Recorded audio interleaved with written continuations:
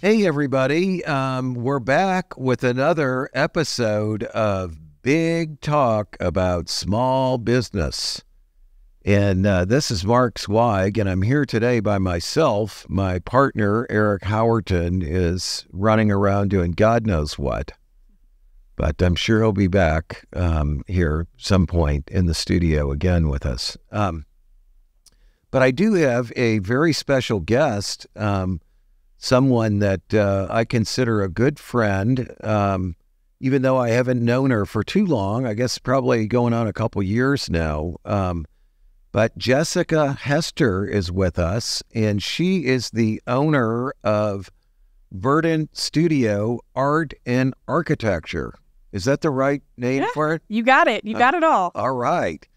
And Verdant is right here in Rogers, Arkansas. She's in the downtown area in a, what is that? Was it a dairy building that you're in that you've renovated? Yeah, it was. It was the original milk plant for this area. Oh, wow. Yeah, the dairy farmers would collect all their milk and bring it to that plant, and it would be processed there. It was actually built by Carnation over 100 years ago. Wow, that's really cool. It is cool. It's a cool building. Yeah, you should have like one of those fake cows that people could milk, you know. Oh my gosh. Like they have them at fairs and stuff. Yeah. You know, to teach little kids. That'd be kind of a cool little weird display. You're into weird stuff. We are into weird stuff. We do have a lot of cow-themed things, but we don't have like an animatronic cow, which would be pretty fun. Would be. I'll throw that out to our artist and see what he thinks. Do that. Yeah, there's got to be something you can weave in there. Yeah. So tell us a little bit about Verdant now. How large is the company? What do you do? When did you start it? Yeah, all good questions. So we, I say we because I always refer to us as we, but I started the company in 2016. Okay. Actually 2015 for being technical, and it turned into a full-time role in 2016. And we are currently 18 people and growing. I just sent out another offer letter today. Awesome. We'll see how it goes. We are an art and architecture firm that is focused on really a multidisciplinary approach to design. We look at architecture through the lens of art, design, and research. And we also do public art installations. We do academic research deliverables, which is really helpful for grants and other big public works, as well as other things. And then we just rolled out about 3 months ago. I hired a director of interior design who is fantastic. So we have a full interior design program now. I'm glad that worked out for you. It did. Oh, it's going so well. A few fits and starts, as they say there. But and all for good reason. Things seem to work out the way they're supposed to. That's always been my belief. Yeah, for sure. So, what kind of clients do you have? I know you do a lot of retail. We do a lot of retail. Is that still a big portion of the business at this point? It really ebbs and flows as everything does in the world of architecture. We do still have, we still hold the prototypes for several large companies and deploy stores like Johnston & Murphy across the country and Canada and Puerto Rico. We also are doing quite a lot of residential work in the mixed-use multifamily category. Okay. Big projects, hundreds of units. That's really going strong right now, as well as our more bespoke commercial work like historic reuse, adaptive reuse, things like that. Yeah, I know you're doing that building for my buddy Brett down there. I love that project. Is it fun in downtown Rogers? It's so fun. That was another one that wasn't that a bakery? Yeah. Yeah. It was the original bakery for downtown Rogers, the Harris Bakery building. And when it was in operation in downtown, you would walk the streets, the brick streets, which are really nostalgic to begin with. Yep. And it would just smell like bread all day long. It was divine. It does sound good. Yeah. My office was next to a donut shop for years, and thank God I finally got away from that business because I think I dropped like 30 pounds. I bet you did. I know how much you like sweets. I do. I love donuts. Yeah. I don't know. There's something about donuts. They go, you eat them, and then they multiply by 6 or something. They must. They're so good. They are so good. You know, I just love them. Yeah.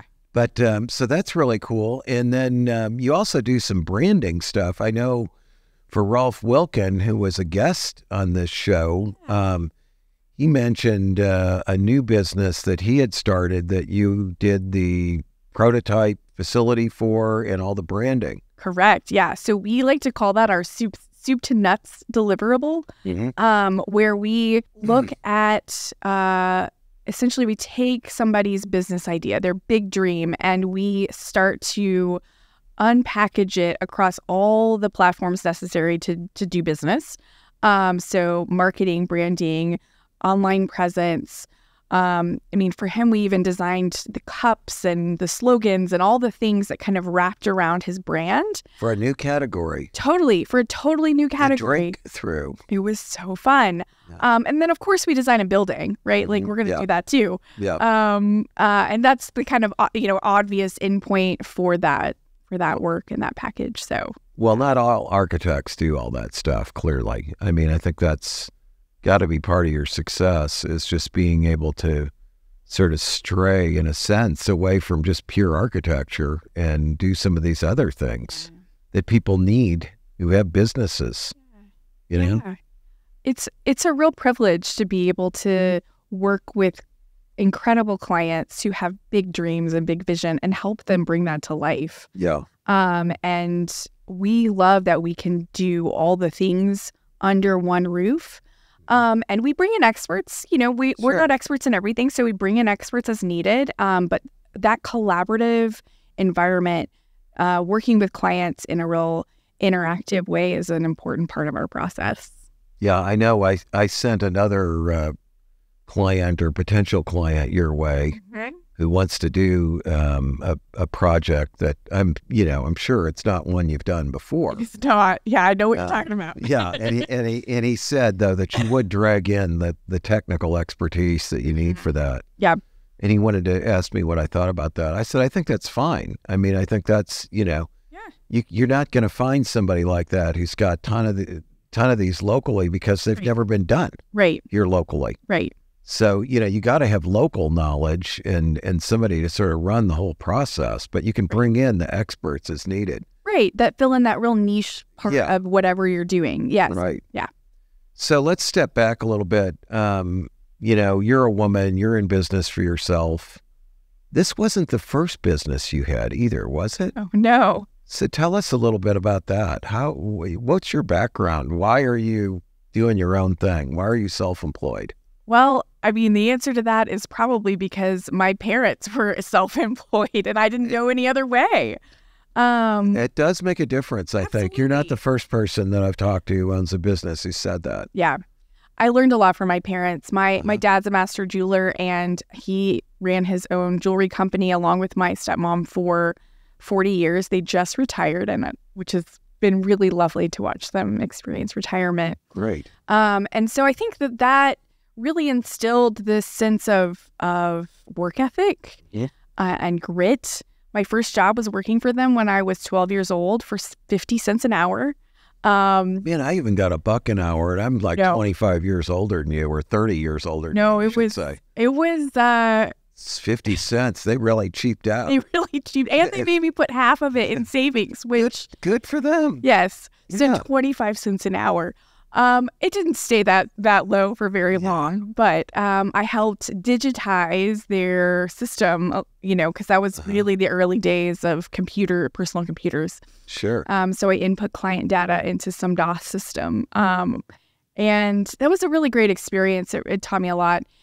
I went on to get an architecture degree and go to graduate school, which was an incredible experience, and landed in a kind of small town in Georgia. Now, where did you go to architecture school? I went to undergraduate school at the University of Oklahoma. Okay. And grad school at the University of Michigan. Okay. And I have a master's in an unusual thing called design research. That is unusual. Yeah. Not sure I've ever heard of it. Is it a master of architecture, or is it a master of... It's a master specialization? Of science. Okay. Inside the School of Architecture. Okay. It's an MSDS.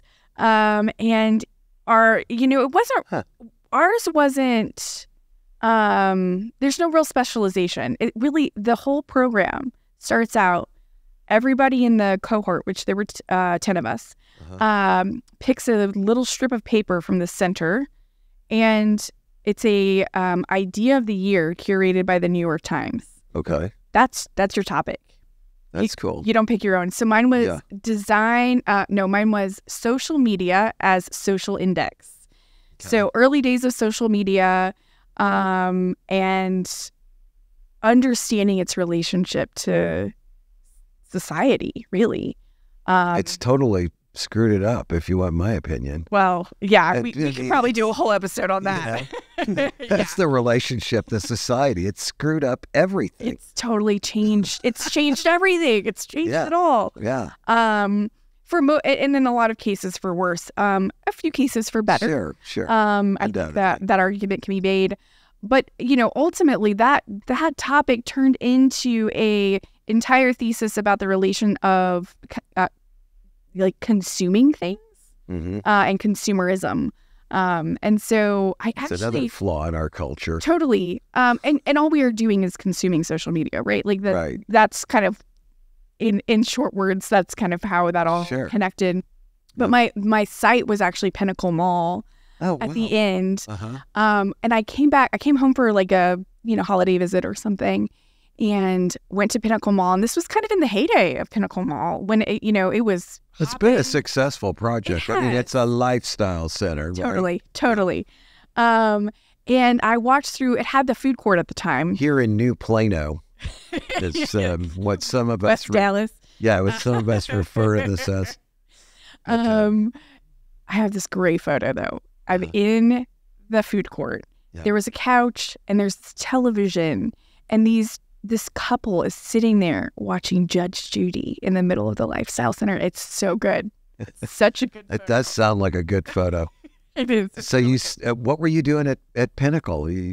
I was doing research for my master's thesis, and I snapped that photo. And when I snapped it, I was really just taking survey photos, which you just are shooting. Were you talking to these people? No, not at all. And then I got back later and was reviewing the photos, and I was like, oh my gosh, this photo is totally the idyllic image of what this project is about. Yeah. Sitting in some public space watching Judge Judy. Crazy. It was fun. Yeah, it sounds like it. So then you ended up in Georgia after that?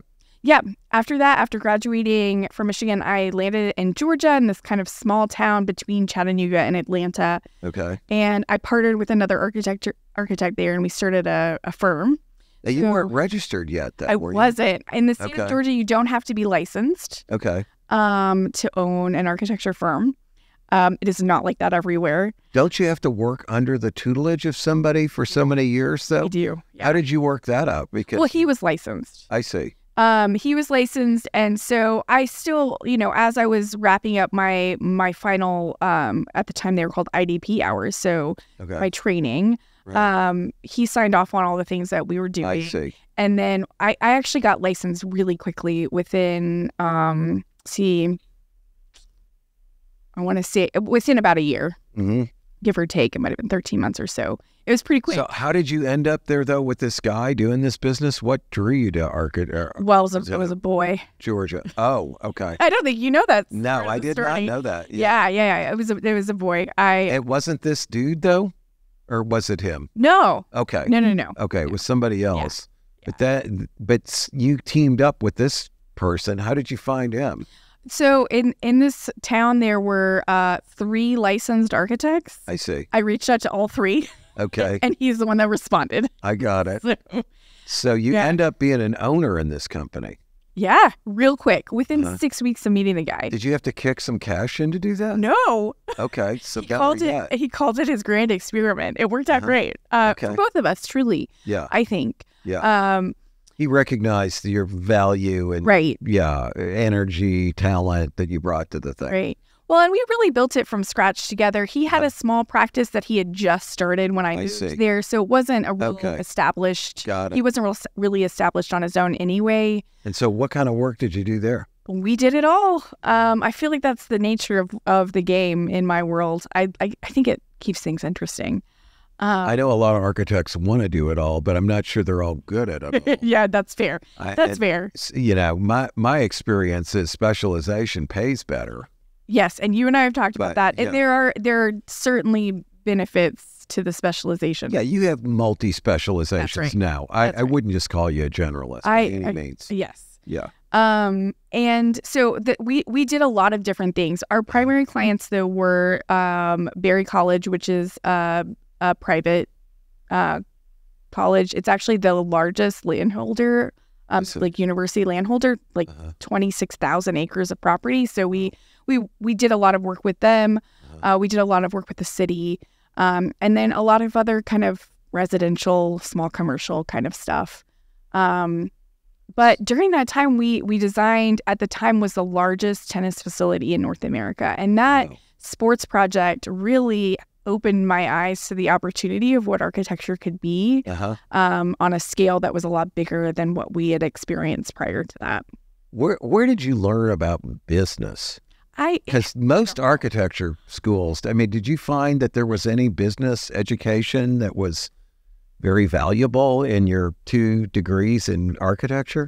You know, in my undergraduate studies, I got a minor. You were required to get a minor, and I got a minor in human relations, not resources. Okay. Which at the time kind of felt like not a thing. Yeah. But what we studied in that was a lot of psychology, sociology, just the kind of how people interact with each other. And I think that's actually one of the most valuable things I did. Mm-hmm. It's not really business as far as like how to operate, you know, a pro forma or like work through all the ins and outs of the finances and things like that. Right. But it did help me get a better grasp and understanding of how to manage people. Yeah. Which is essential if you're going to build a business. I mean, there are lots of people who just don't do a very good job at that.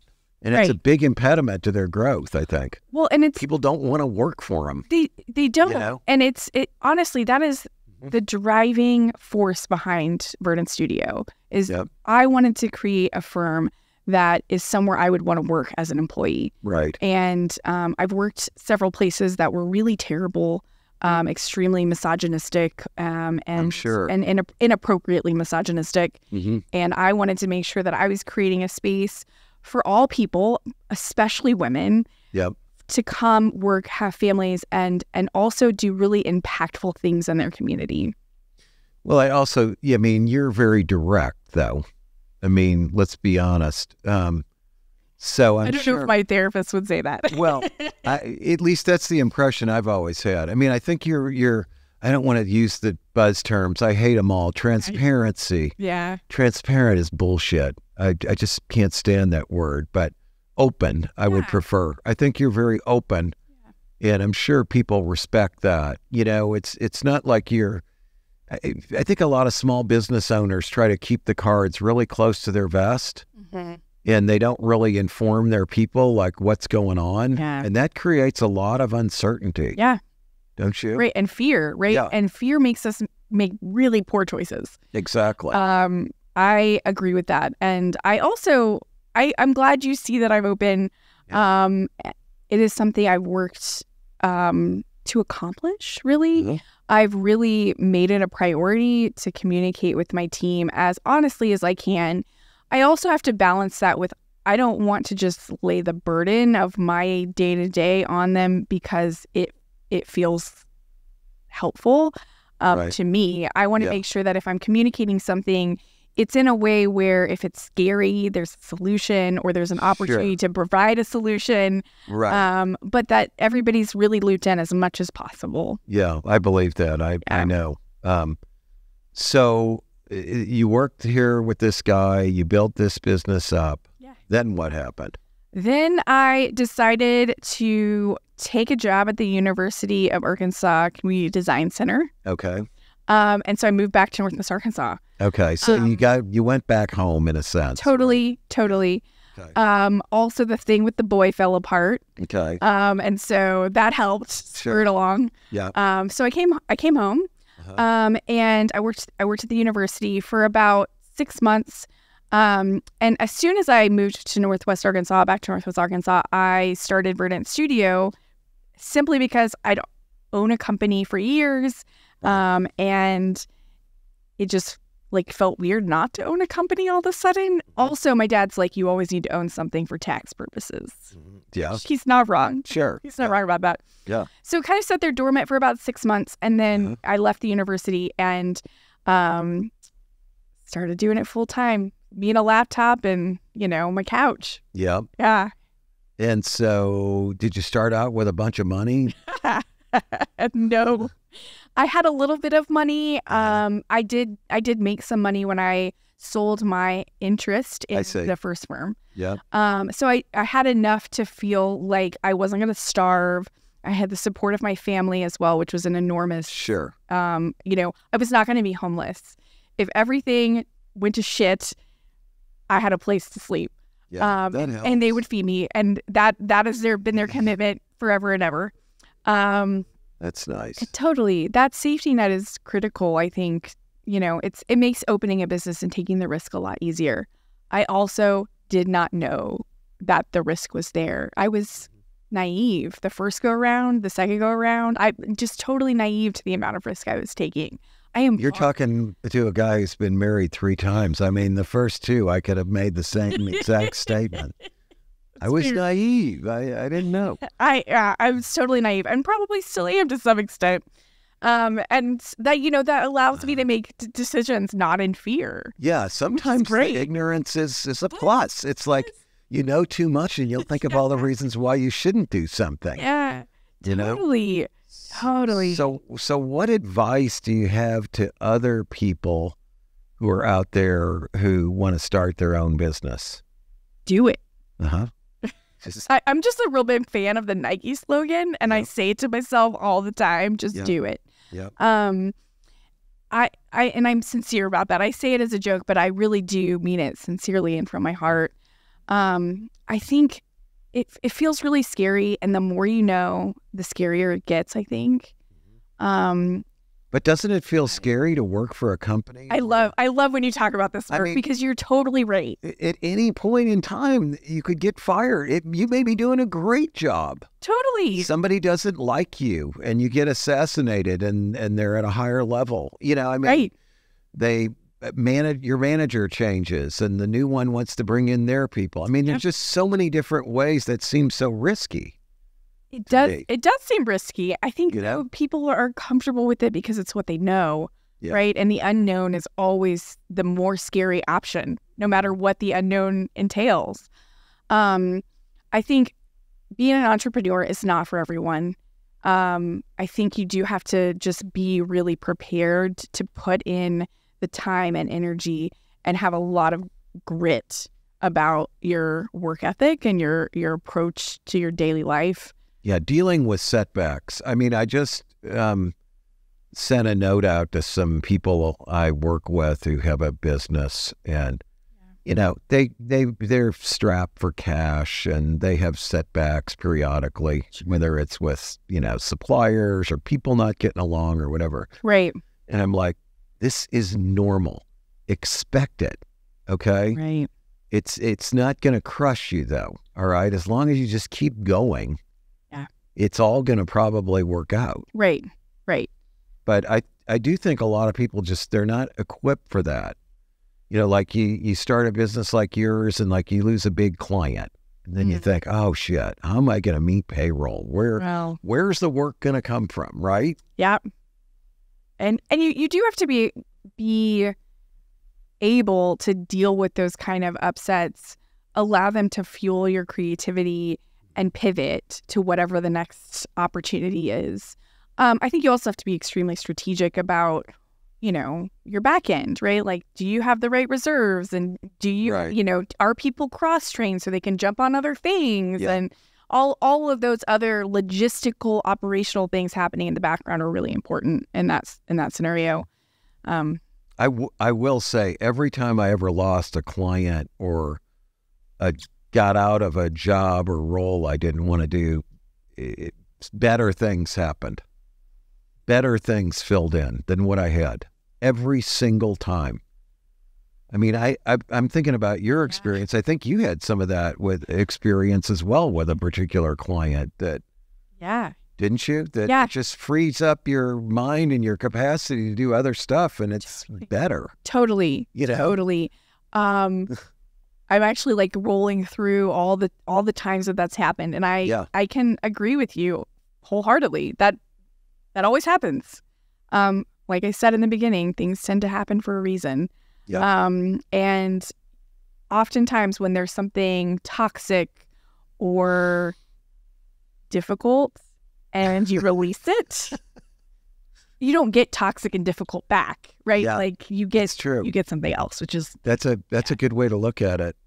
So what other advice do you have for people? I mean, yeah, they got to have grit. They got to work their ass off. I mean, you're one of those people, you know, it's like when I look at businesses and small businesses that are privately held, and I mean, I've looked at a million of them, whether to buy them, whether to be a consultant to them, whether to work there as my student projects, whatever. Sure. I mean, I've just seen so many of them.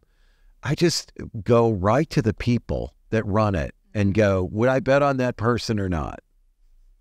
And, you know, if you see somebody who's highly engaged and it responds early in the morning and late at night, that's a good sign to me. Right. If they shut it off at 5 and you don't hear from them, or on the weekend, it's like, oh, 5 o'clock, boom, I'm done. Yeah. You'll hear from me again on Monday. Yeah. I wouldn't bet on them. Interesting. I just would not bet on them. I think I understand what you're getting at here. And to me, that sounds a lot like passion. Yeah, right? it The is. thing that they're doing Engagement brings them joy. Yeah. And it doesn't feel like work. Yeah, exactly. Then it's the right thing to be doing because you're just going to do it all the time and you're going to love it. And then they're going to be able to get through the ugly, miserable, shitty times of money or people or clients or customers or problems. Which are going to happen inevitably. Which are inevitable. Yeah. It's that powers you through, the passion for what you're doing, the interest in it. Yeah. And you know, I think everybody says today, well, is it passion or is it purpose? You know, I mean, I think you got to have both. Yeah. Yeah, you got to have the passion or you'll never find the purpose. Yep. And you sometimes I think sometimes the purpose is not always revealed instantly. Exactly. I agree with that. Yeah. It should be like that's the highest order, right? Is the purpose, the mission for what we do. But in reality, I'm not sure. Sometimes it presents itself. It evolves too. It's also, you know, it's capitalism to some extent. And I know that money cannot be your passion and it shouldn't be. And I agree with that, or your purpose. That can't be the thing that you're striving for, but it is the necessary thing to make it successful, right? We can't continue to do incredibly impactful work unless we make money so that we can pay ourselves, so we can eat and sleep and all the things. Right. Have good people that want to actually work there. And keep yourself motivated. Right. And provide them with the kind of company culture that's required in, one, this day and age, to be competitive in a market, but also that is appropriate for the amount of work that we do. Right. Architecture and design is extremely time consuming. And we have tight deadlines and a lot of responsibility. And so there are times when we work an enormous amount of hours and we need to be able to have the flexibility to leave and do other things in those other times. And you can't do that without the capitalism part of it. Well, that's one of the benefits of business ownership, is even though you do work a lot, you have more control over your day than other people may. Okay. I believe. I see both sides of this coin. You got to answer the phone at 9 o'clock at night, but at the same time, you can also take off if you need to, and it's your business. I mean, no, I'm not beholden to anybody. Yeah, exactly. I mean, that to me has always been a big plus. Like, I never missed birthdays or holidays or anything like that, ever. Never did. Yeah, because you could build your schedule around your life. Yeah, that is a nice benefit. So, but, you know, back on the business training aspect of it, what kind of training do you think business owners need to have in order to be successful, assuming they are people with a business education? They're good at doing something, or making something. Yeah. What kind of training do they need? Oh, that's a really interesting question. As somebody who's not formally trained in business at all, I feel like if you have the ability to research the kinds of things necessary to run a business, then you can be successful. So I think, when I started... Yeah, it's not brain surgery. Yeah. And anybody you can do it on your own. Yeah, you're right. It can be very self-motivated. Sure. So when I started the company, co-founded the company in Georgia, I immediately became really interested in all of the kinds of readings that you would probably do in a master's and MBA program. So I started just reading enormous amounts of books and attending a lot of they almost feel like self-help kinds of things, right? Where you're just understanding more about yourself, how you should communicate with people, understanding more about their personalities, and then also just the nuts and bolts, right? Like, if I look at this Excel spreadsheet that's got cash flow on it, what does it really mean? Like, what do these numbers really mean? What is this runway thing you talk about, burn rate, or, when you have a startup? So all of that can be found on the internet and in books and resources. Yep. I also think collecting a group of mentors with experience. Yes. It is helpful, but not everybody wants to listen. Actually, well, then don't go out and become a entrepreneur. Then if you don't have the ability to listen to other people who have already been down the road, then you are going to have some really painful scrapes and burns along the way. Yeah, I like the idea of the mentor/board. Yes. Because I think there's so much wisdom and connections you can get from people. I mean, I've done the boards of a bunch of companies in this business. And it was amazing, the talent in some cases that the business owners brought together. Right. Like the chairman of the largest publicly traded firm in the business is on their board, or the CEO of the largest architecture firm in the world is on their board. I mean, or former CEO. But I mean, and they just do it because they just got asked. Yeah. Yep. And so you can build that resource, and I think that's really important. I do think, though, that a lot of small business owners are afraid to share their success or their lack of success. They're afraid that they'll be viewed negatively by these people or judged harshly. Yeah. But, everybody started out with nothing anyway. You know what I mean? So it's not like, but don't you think that's a factor? Totally. Yeah. Well, vulnerability is hard, right? No matter if you're being vulnerable with your romantic partner or being vulnerable with a business colleague or employee or boss, right? Yep. I like when I meet with my banker, I say, okay, here I am going to get naked for you. Because that's what it feels like to me when I'm talking about my personal finances, the business, all the finances, all the money, all the success and the failures that have happened. It feels like an exposure. Right. But you know what? Bankers love that. They'd much rather to get you naked. I'm sure they do. No, they don't want to work with people that are hiding stuff from them. And a lot of bank customers don't. Yeah. They tell them the good news, but they don't tell them the bad news. And when they come to them with the bad news, it's way too far down the road. Right. And if you talk with lenders, they'll tell you that's a big common problem. Interesting. I'm sure that's true. I tend to just be overly honest with people. My best friend tells me I'm too honest sometimes. But I think it's a good quality. It's mostly a good quality. Yeah, not everybody can take it. Not everybody's going to love you, but most will, and the ones you care about will. That's right. And she says it because she knows that it's gotten me in trouble a few times and is trying to be protective, and I appreciate that. It is, I think, you do have to be prepared to be extremely vulnerable when you're an entrepreneur. You are going to have to ask for help, and you're going to have to explain why you need that help. And it is inevitable. So getting comfortable in that space. And I think that's why I'm so interested in understanding kind of personality and the relationship of personality to operating a business, because it helps me get more vulnerable with people in a more comfortable space. Well, it also helps you get them in the right job. That too. Totally. Because not everybody is initially in what's the best position. Yeah. for what their strengths or weaknesses or tendencies, Yep. personality tendencies are. Yeah. What have been some of the greatest frustrations or problems that you think you've had since you got into this business that you're in now? That's a really good question, Mark. It's like being in that interview and asking people what their weakness is, right? To some extent. Our biggest challenge holistically has been getting embezzled. That was an enormous challenge. How did that happen?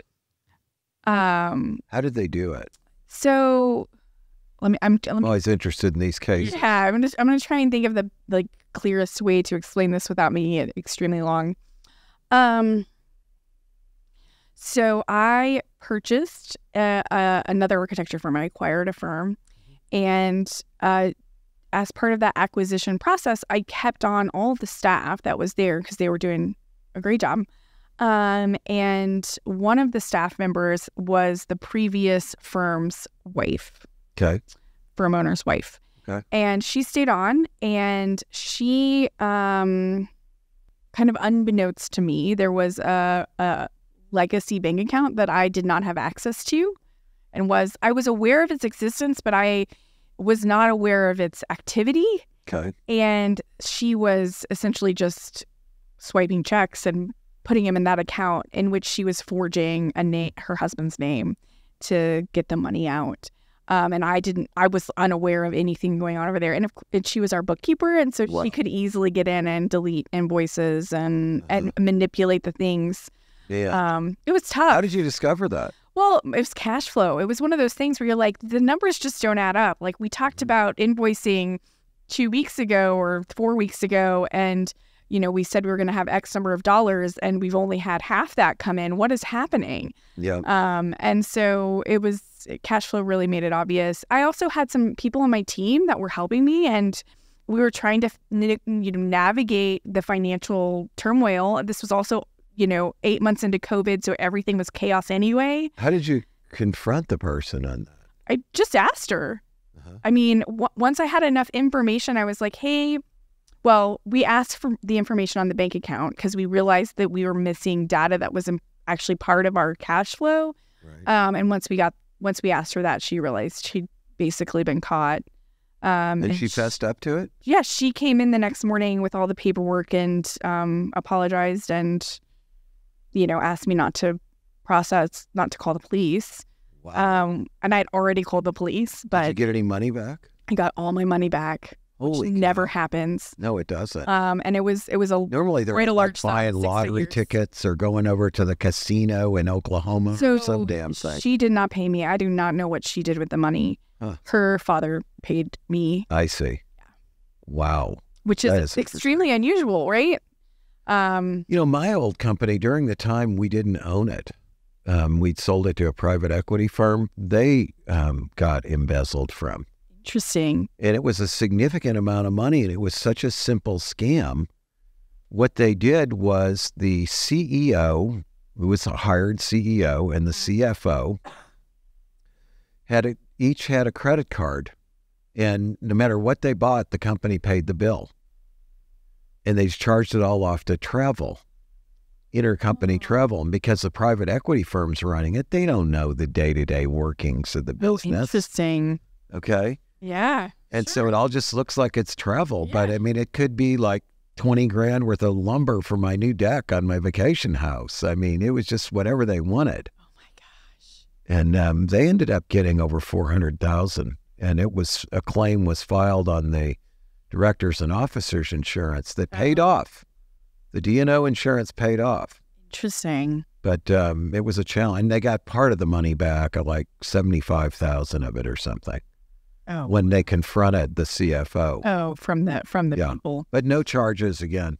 Yeah. And they're still out there. And it's so, yeah. And they're probably doing it to the next place. And they probably are. And I mean, that's the thing. It's compulsive from what it seems like. Yeah, I think you'll find that a lot of times these people have a history or they repeat it somewhere else. Yeah. Well, and the silver lining in my instance was that I was, I was under an agreement with the previous owner to pay him out over a certain amount of years. And because he did not disclose that it had happened previously in our transaction, Right. She had done that to the business before, that I ended up being able to essentially transition the clients to Verdant Studio, and Kind of hurt his deal, didn't it? totally upended his deal. Yeah. Which is so unfortunate. It's It wasn't his fault, I don't think, but he should have been honest about it. Yeah. And he didn't really have a leg to stand on after that. Wow. That's interesting. So that was learn that lesson. Just be honest. It's worth it. Yeah.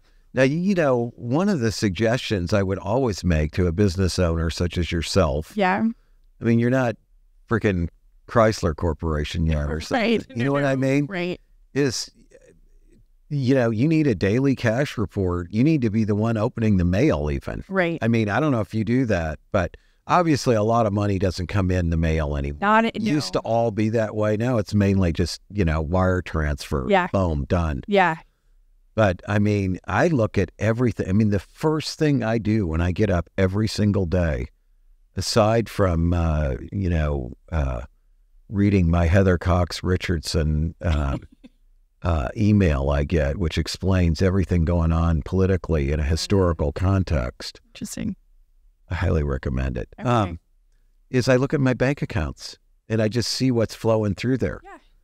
And I know exactly where the money's going. And I always did that, and I just think it's essential. I think a lot of business owners kind of get out of that too early. Yeah.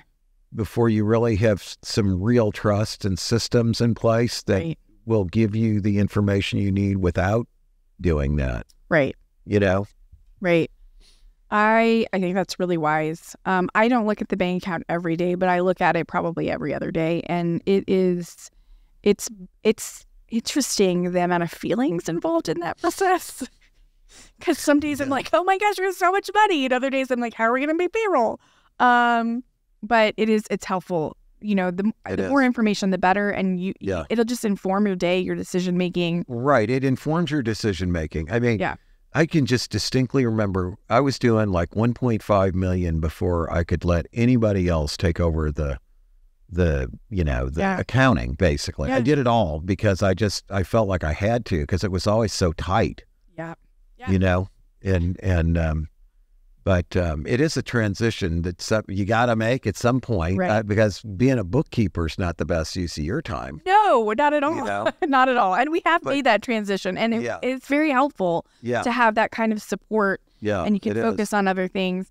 I think the other thing that you touched on is just getting out of the kind of day-to-day. And I think as a business owner, it's really important not to eject from your business too soon. Amen. My pet peeve, and I've written about it before on LinkedIn and other places, is this. Well, it was one of the mantras of Vistage, in fact.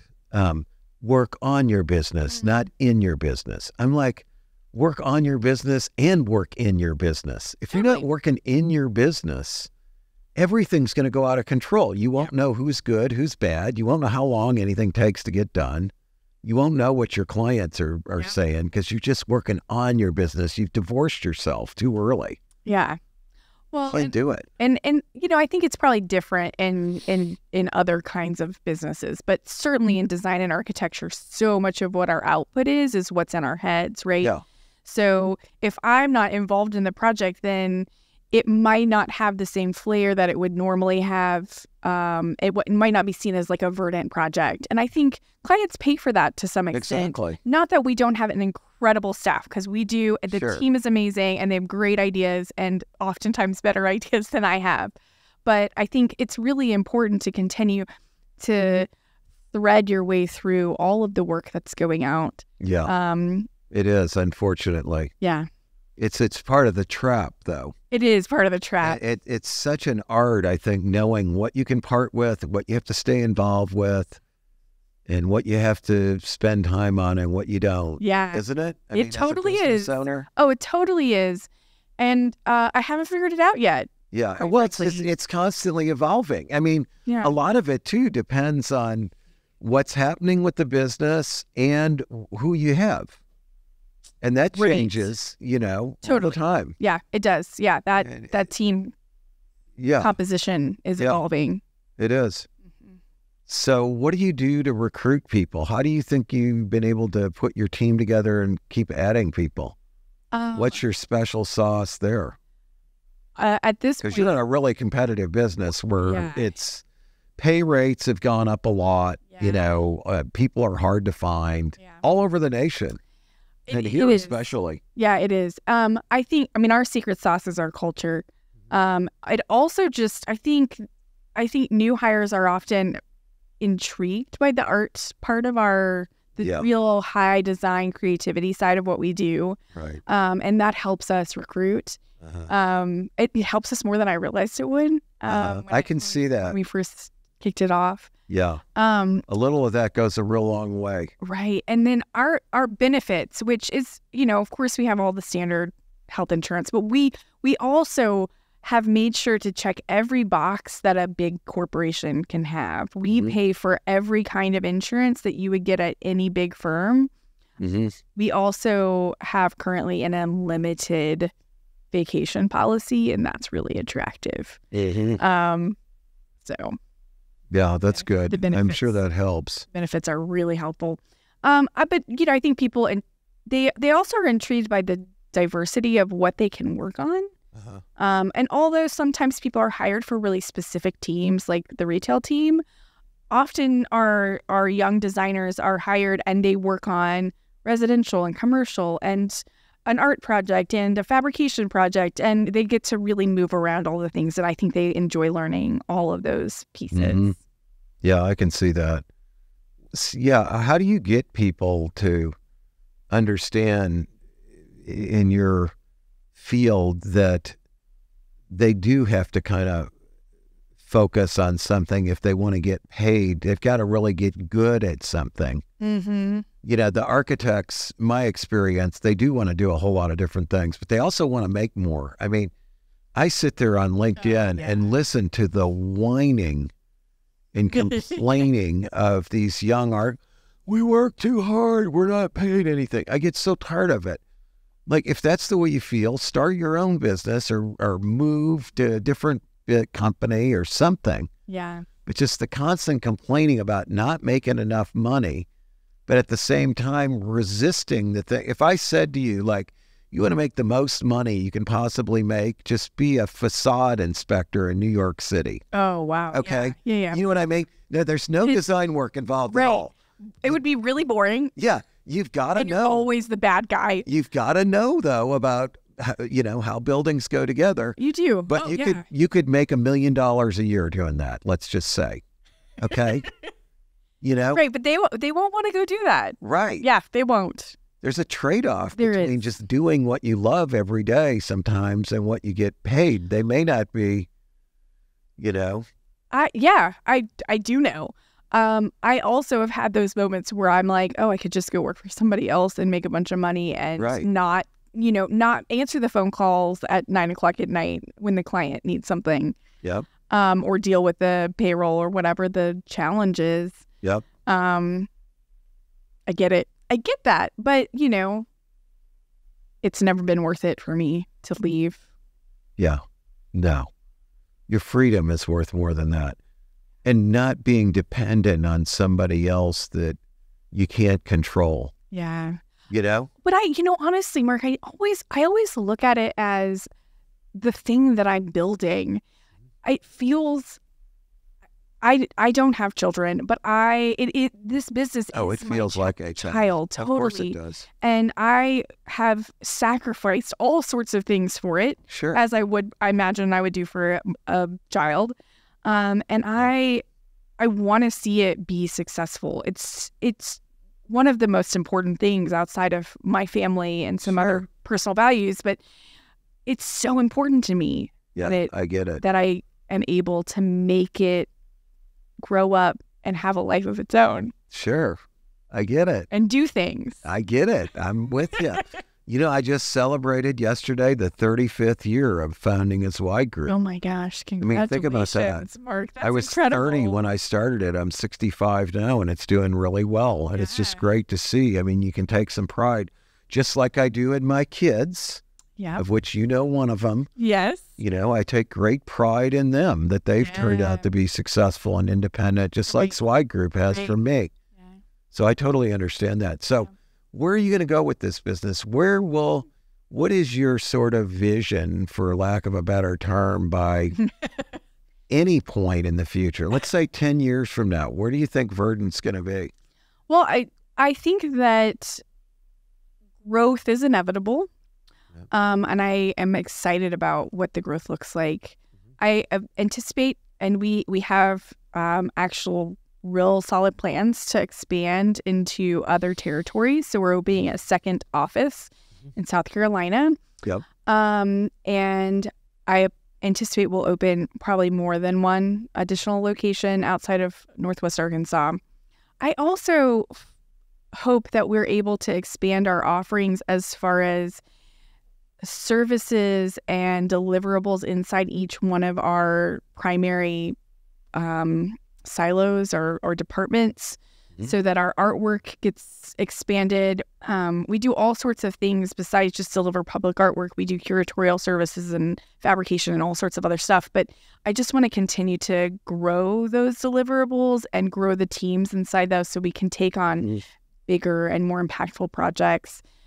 Ultimately, our goal is to be able to do the kind of work that makes our communities better.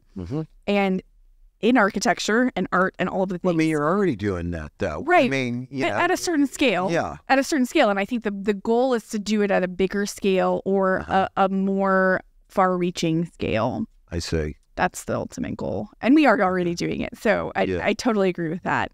But how big a company do you want? Let's cut through all the bullshit. Now, give me a number. Okay. What's it going to be? Is that a $20 million business with 120 employees, or what is it? Well, it'd have to be more than $20 million with 120 employees, probably. Okay, whatever the number is. I would love. So we continue to grow pretty steadily, and I anticipate I'd like to see us 5 years at. I haven't actually run the numbers for this, but I should. That's a failure on my part. Oh, that's not totally is. I'd love to be at like 40 or 50 employees in 5 years. I'd love to be at 100 employees in 10 years. Okay. I don't see the end, I guess, until it comes and I'm like, oh, this is not the thing. Right. And I say that a little grain of salt here, which is the company is already so different from, just a couple of certainly from me. Sure. To a couple of people, to the 18 to 20 that we fluctuate in right now. Right. The culture's changing really rapidly. When you bring 4 people on in one day, it totally, and you've added 20% to your staff in one day, it really changes things. Yeah, it does. And so, but I anticipate we're going to continue to do that. And I want to continue to do that without losing the heart and the soul and the culture that we've worked really hard to build. Now, there are a lot of people in your profession who say, oh, I just want to get to this size and then I want to maintain that. I don't want anything any bigger than that. Well, I guess I can't say what that looks like. I mean, it's hard to... I'm not advocating that. I'm just saying there are a lot of people who think that. It's definitely not me. Well, I personally think you can't do it. Not only is it not you or me, but I think it's not a success strategy. Because if you just say, I'm going to cap out at this many people or this revenue size, how are you going to provide opportunities for people? Who wants to work in that environment? I hear what you're saying. There's no way to move up because the company's not doing better every year. Well, and I think in fact, it's probably going to do worse. And it's not growing. That's hard. That's hard for people who work for you to get behind. Totally. Yeah. But I like that. I just like to have a 15-person company forever and ever and ever. And when I get done, I don't care what happens to it. You know how often I've heard that? You'd be shocked. I would be shocked. I don't even want my firm to go on with my name on it because I didn't design. I'm not designing everything going forward. I've had people say that to me who made hundreds of millions of dollars in revenue annually. Yeah, it's like if it dies, it reinforces the idea of how pivotal they were to the Right. That's business. totally an ego thing. Oh my God, I think it's so dysfunctional. Oh, I feel that You know? we could like tear that apart in all sorts of ways. Yeah, no, that's not what I want. I just real bluntly, Well, growth is the only direction that I know, and so maybe I choose it because I'm comfortable with that. right. But also it really excites me. It's motivational. The way I look at it is like, I never had to be motivated because I just overcommitted, and then I'm responsible. Yeah. Okay. Yeah. It's like if you just overcommit, you're a responsible person. You're going to get up every day and do what the hell you have to do. To make it work. You know? Totally. Yeah. Totally. And So that's exactly there's what no I see. motivation that's needed. I mean, It's you know, embedded in the commitment. it's Yeah. intrinsic. Yeah. So back on the subject of being a woman owner of a business, Yeah. you never traded on that though, from what I know. You are like, a lot of our listeners may not realize this because they don't all come out of the design industry at all. There are all kinds of businesses these people own and work in. Sure. And in our field, though, or in your field, there are on certain public projects what are called set-asides for women or minorities owned businesses. And but you never traded on that. Not really. We just got certified as a women-owned business because we were approached by a wanting partner. to use, They want to leverage our women-ownedness for their benefit. Yeah. They got to fulfill a requirement on a job, and if they're going to do it, they want to work with somebody who's competent. Yep. And so, I mean, it certainly does seem like it's crazy to not. It is crazy to not do it. It also feels weird. I'm like, there is a feeling embedded in leveraging your gender that feels a little bit strange. I can see that for you because you Totally. don't want to trade on that. No, you just want to because trade on your merits. I totally. I want my brain to matter Right. more than my body parts. Yeah. I totally understand that. Yeah. It makes sense. I think the other thing that a lot of design firms who go that route don't think about is it doesn't necessarily enhance the value the same way as non-WBE, women business enterprise work does. Because if you ever were to sell this company to an external buyer, Oh yeah. they lose that. Right. And so they don't want to, and you see some of these companies that are like 100%, all their work comes from that. Right. You can't sell them.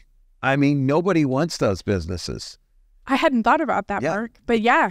They lose all their value because the only value is based on the owner being the owner. Right. And if that goes away, And they lose all their clients. they lose all their clients. Which is the only valuable thing, really. Yeah. So Yeah. anyway, it's just, but I certainly think it makes sense to Yeah. do some of it. It's just not be overly dependent on that. Exactly. And that's really where we're at with it. I think that there is, especially with the uncertainty of the future and the direction the world is going, which, none of us can predict probably. You can predict probably better than I can. But ultimately, none of us can predict. I think diversifying in that realm, because I know when the economy tanks, if it has any kind of recession, depression, downturn, then the federal government will kick in and there'll be a lot of federal projects and will be really valuable on those because the rules are really applying to federal projects. Yeah. I'm not so good at predicting the future, by the way. I mean, you're better than I am. If I was, I wouldn't have sold all the real estate we sold like 3 years ago. If we'd have just kept it all like another year, we would have made so much more money. But I'm old and I got scared. I just didn't want to be wedded to all that. It's a lot of work, and you're trying to get away from all the work. Yeah, exactly. I get that. I don't, I like work. I just don't like dealing with shitty contractors and tenants that don't pay. Those two things I don't really enjoy. Right. So, I mean, do you find? Well, we could talk all day. We're gonna have to wrap this up. But what last advice would you want anyone else out there who currently owns a business to have from you? What would be your words of wisdom if you could provide those to any business owner? Trust your gut. Okay. It's not an easy thing to do, to really listen to your intuition and make decisions based on it. But that is trust your gut. I think that's some really good advice. Yeah, that gut is based on all kinds of experiences. Some of them may be conscious and some may not be consciously recorded, right? Mm-hmm. Yep. And you don't know what's influencing that, but I have found that's the one of the things that I have learned and I feel like is a wisdom in me. Yeah. Is that you're wise beyond your years. If I listen to my gut and my intuition, I am almost always going to make the right decision. If I listen to the fear or whatever else outside influence, it's really easy to have something go wrong. And that doesn't mean that I don't do a lot of research and collect a lot of data and have a lot of input. Still don't totally like bury your head in the sand and make decisions. I know that's what some people would say. Oh, but you don't want to, No, you're not saying you don't make all the other regular efforts to gather all the information you can. Right. Yeah. Yeah. Do that. Do all the things. And then at the very end, once you put all that data inside your head, be still and listen to your intuition. And make a freaking decision. Of course. Yes. Yeah. And move on it. Yeah. You've got to move. You cannot move a parked car, right? Like you have to be in drive. Yep. And then you'll get moved along. It's amazing how that works. Amen, sister. Yeah. All right. Well, it's been great having you here on the program, and I really appreciate it. And so to all of our listeners out there, Jessica Hester, Verdant Studios, what is your email address, Jess? It's jessica@verdant-studio.com. All right. There you go. So if you want to reach out to Jessica, there's your contact info. And once again, this has been another episode of Big Talk about small business. Tune in next week for another edition, and we'll have some exciting conversation for you once again, just like we did today with Jessica. Thanks again, Jessica. Thank you so much, Mark.